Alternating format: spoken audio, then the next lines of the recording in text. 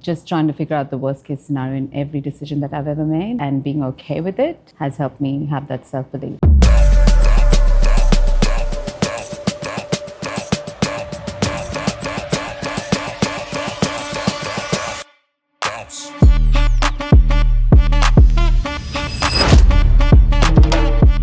In your experience, how pivotal is self-belief in shaping long-term success, not just in a career, but in life as a whole? So if there's something that I would teach in school, it would be self-belief. I think that's everything to take you through life, no matter what you do, personal, professional, career, and in any decisions that you make. I think it started with my family, especially my dad, instilling that belief in me. He was very much about giving us independence and freedom to make our choices. He wasn't a helicopter parent. In fact, he let us go to learn from our experiences. So it absolutely started from not having very overprotected parents, protective parents. And coming from India and being a girl, I think that was huge. If I look back to my journey, that totally changed who I am today. And if they were overprotective and I was self-doubting, I don't think I'd be here today. Can you take me back to the moment you first had to back yourself, before there was any real evidence that you could do it? What made you choose belief over doubt in that moment? I've had to back myself up a lot throughout my life. So I moved countries when I was 22 on my own. So possibly, I've run with the fact that failure is not an option. You're not going back and always moving forward. And what's the worst case scenario? Just trying to figure out the worst case scenario in every decision that I've ever made and being okay with it has helped me have that self-belief. So the first time was when I moved countries alone, and now I realize my prefrontal cortex was not developed at that age. So sometimes confidence and belief more than knowledge, I guess, but then having the ability to take risks. How do you build belief on the days when results, confidence, or motivation just aren't there? So we all have days like that, and we will continue to have days like that. You never get to a stage where you feel that you've, got it all together every single day.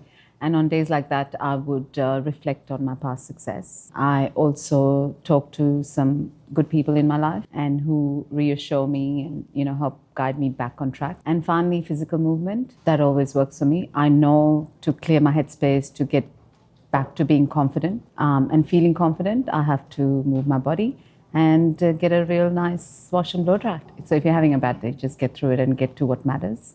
And that always lifts it. And then one win will get you back on track. What's the hardest challenge you've ever had to push through? And how did that experience reshape the belief of what you're capable of?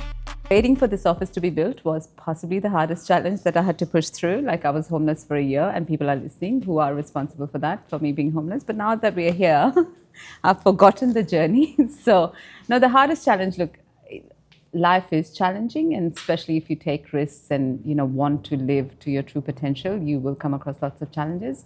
I've had challenges in business, in my personal life. Someone introduced me to this book called The Obstacle is the Way by Ryan Holiday 10 years ago, whilst I was in the middle of my biggest challenge in business. That helped me believe that there's always something better on the other side, especially if you have integrity and if you've done the right thing and if your intentions are good.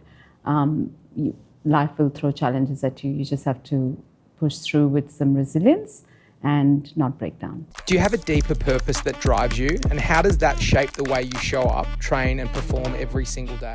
I've always thought of having a deeper purpose to be the best parent that I can be.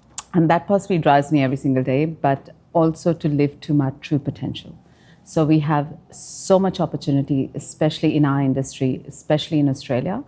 And I feel being surrounded by high-performing people, being surrounded by progressive people, seeing the potential within our team and just what we can achieve keeps me on track.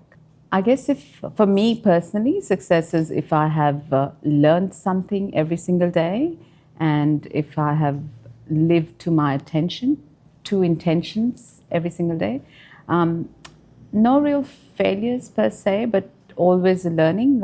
Especially in our industry, we get a lot of no's, and you can look at that as a failure. But for me, there's always a learning. There's always something I could do better. How do you lead others to believe in themselves, especially on the days that they're struggling to see it?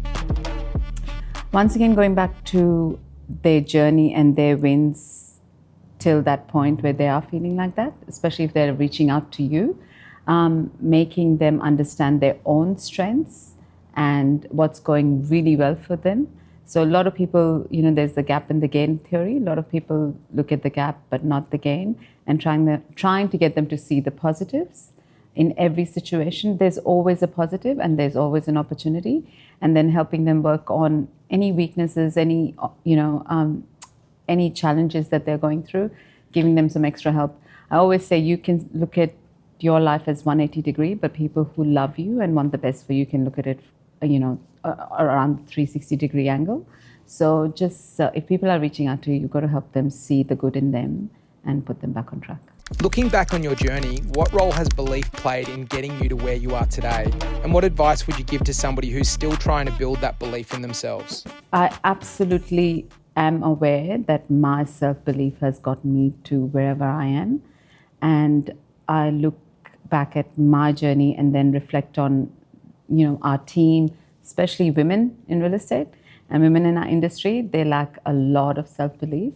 And I believe that just reflecting on my journey and helping them understand and helping them see the good in them and see how strong they are and helping them concentrate on their wins and what they bring to the industry.